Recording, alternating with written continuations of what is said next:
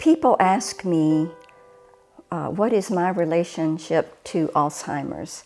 And for me personally, it's my family. It's my mother and my grandmother who both had this disease.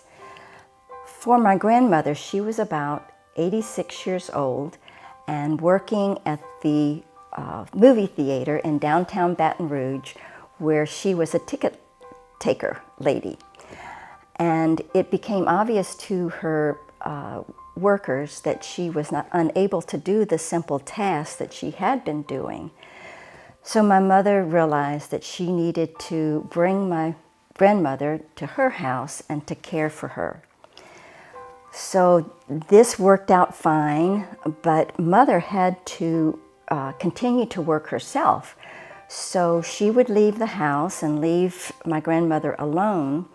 And one day she came home and she learned that my grandmother had picked up her purse, walked out the front door after my mother had left, had hitchhiked back to the movie theater 7 miles away. So this happened only a couple of times.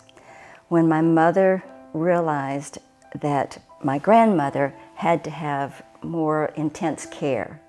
And that's when it was decided that she would look for a nursing home for her to go to. In 1961, the nursing homes were not as sophisticated as they are today, and I could tell that this new journey that my mother and grandmother were on was going to be difficult for them and for me. When my mother reached 86, we began to notice things happening with her. So we had her tested and she was diagnosed with Alzheimer's. We were prepared and went ahead and moved her into an assisted living facility, which was worlds above what my grandmother had been in. So we felt comfort in that she was going to get excellent care in a nice place. She was there for about 3 years. Then it became evident that she needed to move to the nursing home. And again, when we checked things out, we were very impressed with how far things had come and what a good place that she would be in for these last days of her life. So she was there for about a year, but midway, the nurses started noticing what a beautiful personality that my mother had. She still had a few of her faculties at that time, and they decided to make her Queen of the Mardi Gras. And this meant that there was going to be a party. This is Louisiana, where Mardi Gras is celebrated.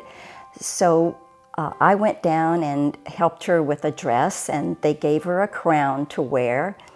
So, and there was going to be this big parade for all the Alzheimer's patients to participate in.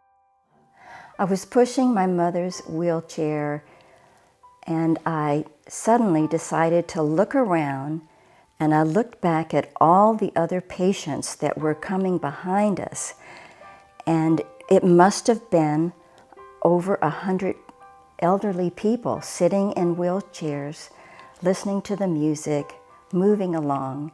And I realized all these people were dying, and because of this disease, and their mind was gone before their body was. And this made me so conscious of what needs to be done for the future, to be able to help others not go through this process, to work with my husband and to find a way that we could get this disease under control so this wouldn't continue to happen in the future.